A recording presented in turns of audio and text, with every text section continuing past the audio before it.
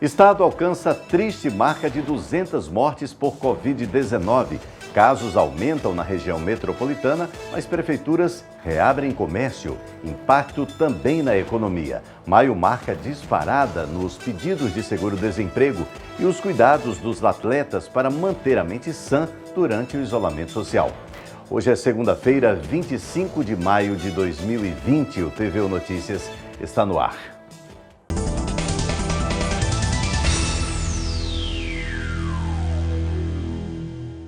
O Rio Grande do Norte ultrapassou as 200 mortes por causa da Covid-19. Desde a última sexta-feira, foram confirmados 31 óbitos pela doença. E depois de 2 meses de negociação, o Estado anuncia a liberação de respiradores pelo governo federal. Na última sexta-feira, eram 181 óbitos. Nesta segunda-feira pela manhã, a Secretaria de Saúde Pública do Estado confirmou 212 mortes por causa da infecção. E além dessas, 40 óbitos seguem em investigação. Pelo último boletim divulgado pelo governo, o Estado tem 4.774 casos confirmados e ainda 12.856 pessoas com a suspeita da doença. Até hoje pela manhã, 467 pacientes estavam internados em hospitais públicos e privados e 87 aguardavam regulação para serem internados. De acordo com o secretário adjunto de Saúde, apesar de terem sido abertos 285 leitos no estado para tratamento da Covid, ainda permanece a superlotação, especialmente na região metropolitana de Natal, que hoje tinha 97% dos leitos ocupados, e no Oeste, com 95%. Spinelli anunciou a liberação de respiradores para o Rio Grande do Norte pelo governo federal. Essa insistência nossa, para além desse processo de liberação de leitos, a governadora continuou insistindo e hoje houve um compromisso do governo federal, através do ministro Ramos, do general Ramos, de que o restante dos respiradores vão ser liberados. A governadora recebeu um telefonema agora, dizendo que aqueles 80 que nós reivindicamos há alguns dias atrás, que já chegaram os 40, devem chegar mais 40 respiradores no Rio Grande do Norte ainda essa semana. O número de casos e mortes aumenta em todos os municípios da região metropolitana.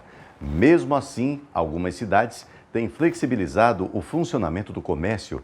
Os dados dessa reportagem estão atualizados até o sábado, dia 23, quando foi divulgado o último boletim epidemiológico pela Secretaria de Saúde. Até o fechamento desta edição, a CESAP não havia publicado o novo boletim. O crescimento no número de casos confirmados de Covid-19 aqui no estado é fato. Apenas na última semana foram 1.543 novos casos confirmados. A região metropolitana de Natal é responsável por boa parte desse crescimento. Por aqui teve município dobrando o número de infectados em apenas 7 dias. Vale ressaltar que a região está com praticamente 99% dos leitos hospitalares ocupados e não há mais nenhuma unidade de terapia intensiva disponível. Nós preparamos uma tabela que mostra a escalada de contaminação em alguns municípios da região metropolitana. Os dados levam em consideração o período entre os 2 últimos sábados. No sábado, dia 16, o município de São Gonçalo do Amarante possuía 90 pessoas contaminadas e 6 mortas pela Covid-19. Uma semana depois, o número chegou a 131 infectados e 7 mortos. Macaíba passou de 39 infectados e 3 mortos para 66 infectados e 5 mortos. Já Extremóis viu o número de contaminados passar de 43 para 72 na última semana. O município possui um óbito por Covid-19. Outra cidade que viu os números dispararem nos últimos 7 dias foi Ceará-Mirim. A cidade passou de 23 infectados e 2 óbitos para 50 infectados e 5 óbitos. Assim como Parnamirim, que saltou dos 239 contaminados e 6 mortos para 364 doentes e 9 óbitos pela Covid-19. Esses dados preocupantes são da Secretaria de Estado de Saúde Pública do RN. E mesmo com um aumento de quase 35% no número de novos casos, Parnamirim decidiu optar no último sábado pela abertura gradual do comércio. Segundo o decreto, o comércio considerado não essencial poderá abrir as portas seguindo algumas recomendações. Entre elas, o distanciamento mínimo de 1,5 metro e o limite máximo de pessoas dentro dos estabelecimentos. No entanto, além de ir na contramão dos próprios números, o decreto não leva em consideração o que aconteceu em municípios que tomaram decisões semelhantes. Aqui em Ceará-Mirim, por exemplo, até a semana passada, o comércio considerado não essencial podia abrir as portas desde que tomasse precauções semelhantes a essas presentes no decreto de Parnamirim. Mas devido ao crescimento considerável no número de casos, a Prefeitura decidiu, na última sexta-feira, por fechar todo o comércio não essencial e impor medidas mais rígidas de isolamento social. Micleison Costa para o TVU Notícias.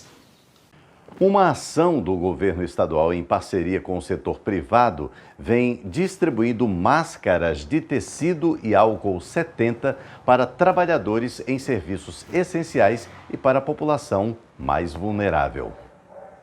O programa RN Mais Protegido foi lançado no mês passado com o intuito de atender a necessidade de proteção dos cidadãos mais vulneráveis e dos trabalhadores em atividades essenciais.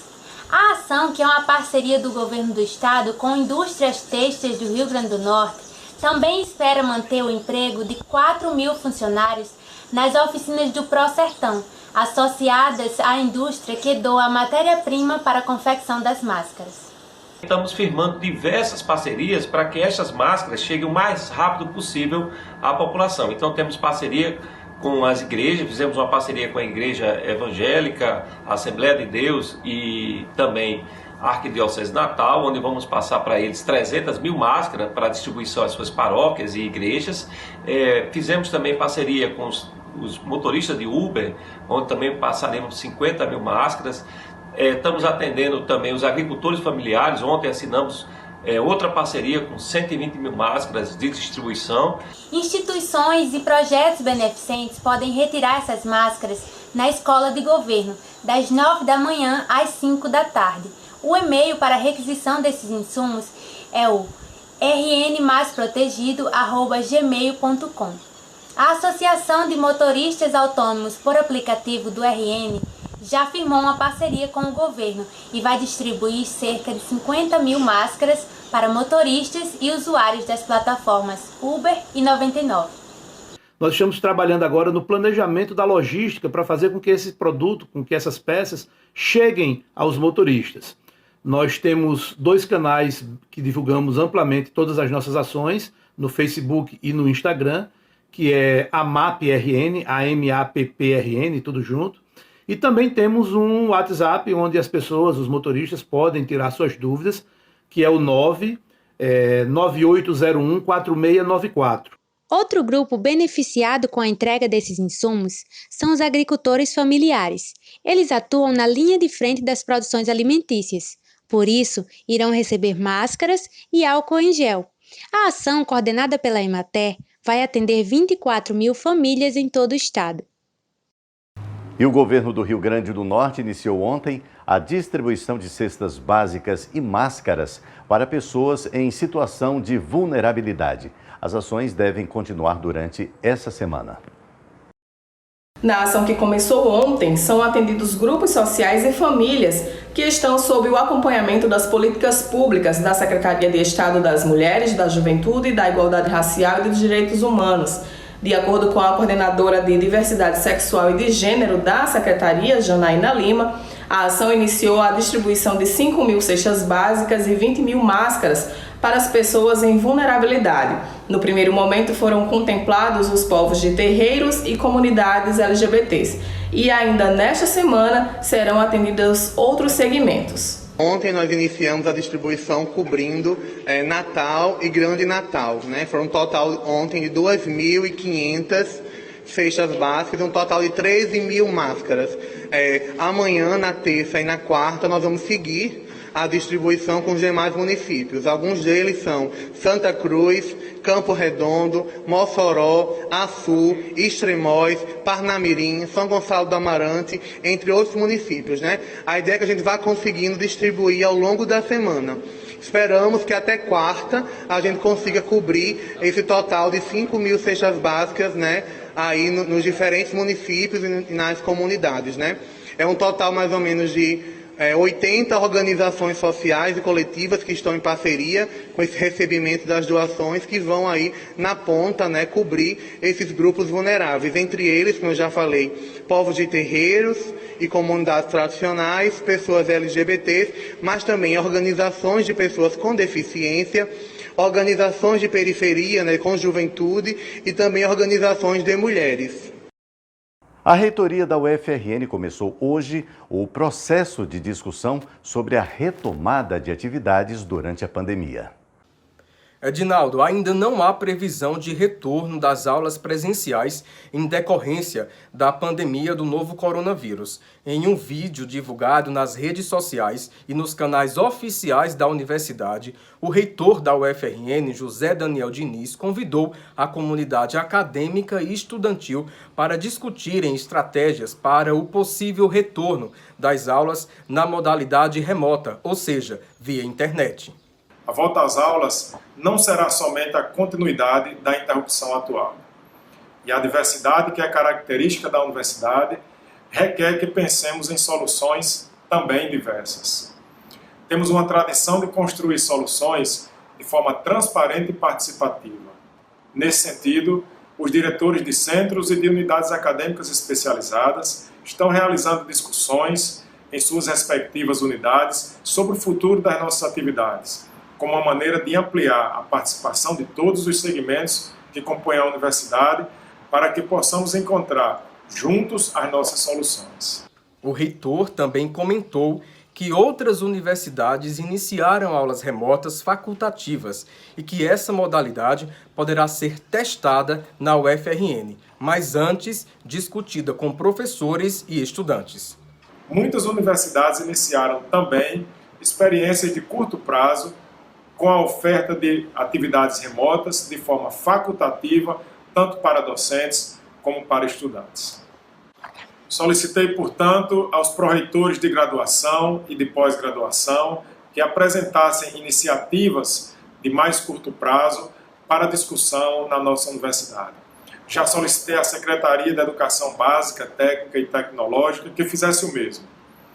Assim, poderemos avaliar a possibilidade de uma experiência piloto na universidade, enquanto fazemos o nosso planejamento de mais longo prazo.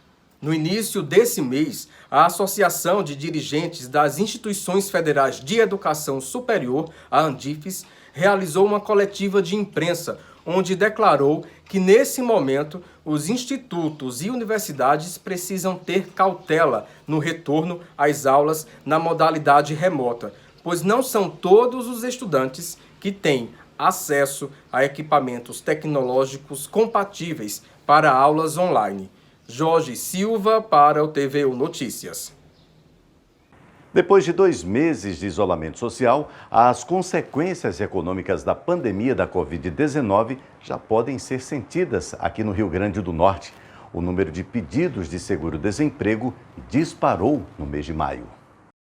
Os pedidos de seguro-desemprego dispararam no Rio Grande do Norte no mês de maio, em comparação com o mesmo período do ano passado. O levantamento divulgado pelo Ministério da Economia registrou um aumento de 74,5% nos pedidos. Somente no Cine, um dos órgãos que realiza o registro para os trabalhadores, foram mais de 5.400 pedidos neste mês. A tendência segue o aumento nacional, que alcançou 77%, e, segundo o Ministério da Economia, tem a ver com o período da pandemia, visto que muitas empresas adotaram a suspensão dos contratos ou a diminuição das jornadas e consequente diminuição do salário, sendo a contrapartida dada pelo governo na compensação dos valores por meio do seguro-desemprego. O levantamento divulgou ainda quais foram os setores que tiveram mais pedidos registrados, e o ranking ficou da seguinte forma. Em primeiro lugar, serviços com 49,1%. Em segundo, comércio com 26,6%. Em terceiro, a indústria, com 10,8%. Em quarto, a construção civil, com 9,7% dos pedidos. E em quinto, a agropecuária, com 7,2%. Depois do intervalo, os cuidados dos atletas com a saúde mental durante o isolamento social e as ideias de Aristóteles, o aluno mais famoso de Platão, no Descomplica Filosofia. Não saia daí, a gente volta logo depois do intervalo.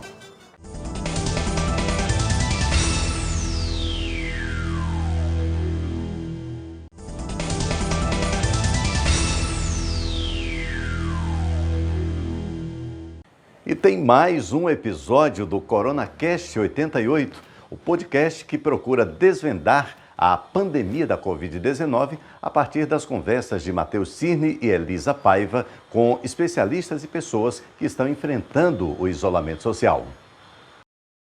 Olá, Edinaldo. No último episódio do CoronaCast 88, eu e Elisa Almeida conversamos com Jordana Cristina de Jesus, professora do programa de pós-graduação em Demografia da UFRN. O tema foi o impacto da pandemia no trabalho doméstico não remunerado. Um dos pontos destacados por Jordana foi a situação das mulheres que trabalham na linha de frente no combate à Covid-19. O CoronaCast 88 está disponível no Spotify, Anchor e nas principais plataformas de podcast. A mudança repentina na vida ativa de um atleta para o confinamento do isolamento social pode causar problemas como ansiedade e estresse psicológico. A equipe do TVU Esporte conversou com o psicólogo esportivo Rafael Moura para saber quais os cuidados esses profissionais precisam ter para manter a mente sã. A pandemia do novo coronavírus afetou o calendário de diversas competições no Brasil e no mundo, fazendo com que os atletas mudassem a sua rotina repentinamente. Alguns dos maiores eventos esportivos mundiais, como as Olimpíadas e Paralimpíadas, foram adiados para 2021 e competições classificatórias tiveram que ser canceladas. Muito bom o adiamento, porque assim nós vemos que as confederações, tanto do Brasil como a nível de mundo, estão preocupadas com a integridade dos atletas e não só com o evento. Eu recebi essa notícia com muita tristeza por uma parte e alegria por outra. Alegria porque agora teremos mais tempo para buscar marcas e índice para conseguir a vaga que vai nos levar à Paralimpíada de Tóquio. No ano agora de 2020, nós tínhamos 3 etapas do circuito nacional, que seria em São Paulo, e também teria o Open Internacional e outras competições agregadas. Essas todas foram canceladas. Aqui no Rio Grande do Norte, o Campeonato Estadual de Futebol estava em andamento quando teve suas atividades paralisadas. O Fosse Luz buscava se recuperar na tabela e vinha de uma vitória de 5-1 sobre o Potiguar, quando os jogos deixaram de ser realizados. A gente não tinha muito real noção da situação como que a gente estava vivendo de momento. E pra gente foi bem frustrante porque a gente estava muito próximo de alcançar nosso objetivo no campeonato. Que com mais uma rodada, diante de uma vitória contra o Açu, a gente poderia alcançar o objetivo, que seria vincular talvez a uma Copa do Brasil e uma Série D do ano que vem. Mas a gente teve que aguardar um pouquinho, está tendo que aguardar um pouco e vamos ver como é que vai ser essa questão dessa sequência do campeonato. Mas tomara que a gente possa voltar com segurança e que a gente possa principalmente alcançar nosso objetivo. Os atletas seguem uma vida regrada de treinos, competições, além do controle da alimentação por toda a sua vida como profissionais. Essa quebra de rotina de maneira inesperada pode gerar desconfortos emocionais. É muito comum que nesse período eles possam desenvolver algum tipo de transtorno psicológico, alguma fragilidade em termos de preparação emocional para lidar. Quando vem essa questão desse período, sua cabeça acaba dando uma oscilada, mas a gente tem que se manter firme, buscar estar próximo de Deus, buscar contato com pessoas que te tragam palavras positivas e não negativas. Eu tenho uma filha, então eu sempre coloco muito ela em primeiro lugar por conta de passar esse ensinamento, que é um momento de dificuldade que a gente está vivendo, mas que a gente tem que pensar que a gente vai passar por isso, a gente vai perseverar. É difícil estar lidando com mortes, né? Então a vida nos requer, querendo ou não, nos prega essa peça, né? Então eu tô tentando não oscilar muito essa questão do meu humor. É É importante que os atletas consigam identificar quais atividades podem agregar no seu dia a dia. É muito importante que o atleta agregue a sua disciplina com relação aos cuidados com a preparação mental, com o treino físico, com a alimentação, com a qualidade de sono. Agregue também atividades que lhe dão prazer. Sejam atividades cotidianas, como cozinhar, como estar em família, como jogos, ou desenvolver novas habilidades, ter hábitos de leitura, assistir séries, enfim, atividades que lhe dão prazer, e isso também vai depender de um atleta para outro. Agora eu tenho mais tempo para minha família, isso tem me ajudado mentalmente muito, saber que tem pessoas que acreditam no meu trabalho ainda, tem pessoas que me apoiam, então a minha família tem sido a minha base aí, para que eu possa ficar bem fisicamente e mentalmente também, para conseguir melhorar o meu rendimento e conseguir alcançar os objetivos que é a Paralimpíada de Tóquio e ser campeão. O papel do psicólogo nesse momento é importante para que os atletas consigam se manter firmes e preparados para esse tipo de adversidade. O nosso trabalho é fazer um processo de autoconhecimento, um levantamento de necessidades para saber quais são as demandas que aquele atleta está passando. Não é porque um atleta vai sentir uma coisa que o outro vai sentir também. Então, esses sentimentos, eles mudam de um atleta para outro, muda de uma pessoa para outra. É subjetivo e podemos acompanhar esse atleta baseado nesse levantamento de necessidades. E aí sim, partir por um processo de programa de intervenção, onde nós vamos elaborar uma estratégia para intervir com aquela demanda. Eu tenho o apoio psicológico do meu clube, da SADEF, então nós temos as nossas psicólogas que trabalham junto com os atletas. É muito importante o psicólogo, porque às vezes nós estamos ansiosos, estamos às vezes nervosos, apesar de já ser atletas com uma bagagem bem extensa já, mas às vezes ficamos nervosos, ficamos ansiosos, e isso às vezes nos atrapalha, e o psicólogo é muito importante para conversar com você, tranquilizar e mostrar que você tá preparado. Eu, na verdade, defendo essa questão do apoio psicológico. Eu já venho fazendo tratamento psicológico já desde o ano passado. Eu acho que isso, a gente já quebrou esse tabu de ser algo que a gente tenha vergonha de passar para as pessoas. Foi um período que me ajudou muito. Como eu falei, eu vivi um período difícil ano passado, que as coisas foram bem difíceis na minha vida, mas também sou muito feliz hoje de saber que as coisas mudaram. Por conta do isolamento social, o atleta pode ter a autoestima prejudicada, aumento dos seus níveis de ansiedade e estresse e falta de motivação para a prática esportiva. Algumas alternativas podem ajudar a minimizar esses desconfortos. Mesmo que em casa, é possível que profissionais da educação física, da nutrição, da própria psicologia, continuem fazendo esse acompanhamento ao atleta. Basta que ele se sinta motivado para isso, que ele se sinta engajado a esse tipo de acompanhamento. Quando ele já vem sendo acompanhado no âmbito físico, presencial, passar esse processo para o âmbito da internet, online, fica mais fácil. Eu tento jogar uma bolinha pro alto em casa com meu irmão, de 11 anos, também que gosta de jogar futebol. Entre um treinamentozinho ali, a gente dá uma brincada, faz um trabalhozinho funcional, mas a vontade de voltar a jogar é grande. Tomara que volte logo, porque a saudade tá grande. Olha só, depois de emplacar sozinho 2 episódios no Descomplica Filosofia, Platão ataca mais uma vez. No episódio de hoje vamos falar do seu mais importante aluno, Aristóteles. Acima de tudo, Platão era um matemático. E como todo bom matemático, ele era muito habilidoso com o raciocínio abstrato e mestre na arte de contemplar aquilo que só pode ser compreendido pelo pensamento. Uma dica para entender Platão é baixar o primeiro filme da trilogia Matrix e prestar bem atenção na cena em que o personagem Neo, vivido por Keanu Reeves, se ilumina, se transformando em um híbrido de Buda digital com super-homem lutador de Kung Fu. Neo percebe a arquitetura do programa de computador que cria a realidade virtual na qual aquele grupo de humanos está preso. Por trás dos prédios, das árvores, dos bancos de praça, existe um código de 0 e 1 que compõe o programa de computador que monta aquela realidade. Isso é platonismo para as massas na veia. O problema é que quis o destino que o mais brilhante aluno de Platão fosse justamente o mais desobediente, que não dava muita bola para matemática. Aristóteles era macedônio, vinha de uma região seca e montanhosa do norte, uma área rural de pastores e plantadores de azeitona, que era considerada pelos gregos do sul um fim de mundo. É como se o primeiro brasileiro a ganhar um prêmio Nobel de Física nascesse no sertão potiguar e virasse reitor da USP. Ou então, como se um retirante fugido da seca em Pernambuco virasse presidente da República. Já imaginou um absurdo desses? Pois então, Aristóteles foi o intruso na corte de Platão. Como todo bom filho de médico, o macedônio se educou na arte da observação.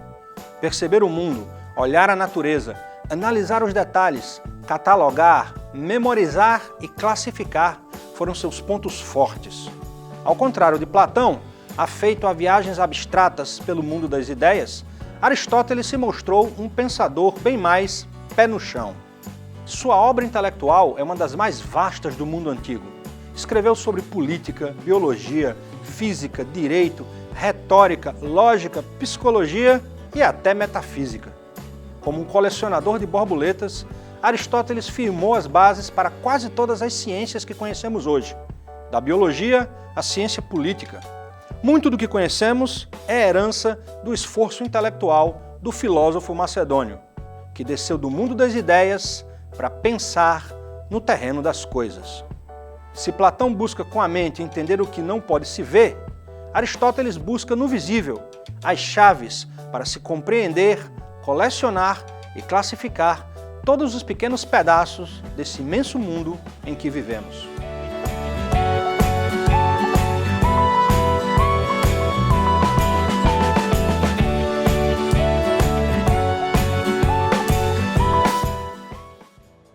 O TVU Notícias termina aqui. Enquanto durarem as medidas de isolamento social para prevenir a Covid-19, você pode conferir todo o conteúdo da TVU que está disponível no nosso canal no YouTube. Boa noite para você e até amanhã. Não esqueça, se puder, fique em casa.